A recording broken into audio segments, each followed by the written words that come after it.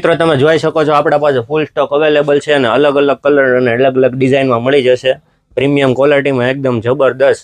આને આ વસ્તુ માર્કેટ કરતાં આપણે 50%માં રાખેલું છે. માર્કેટમાં 150 થી 200 રૂપિયામાં વેચતા હોય છે, પણ આપણે ત્યાં ખાલી ને ખાલી 80 રૂપિયામાં મળી જશે અને 150માં 2 જોડી મળી રહેવાની છે. હા નહીં, મુझे इंटरेस्ट है, बहुत इंटरेस्ट है.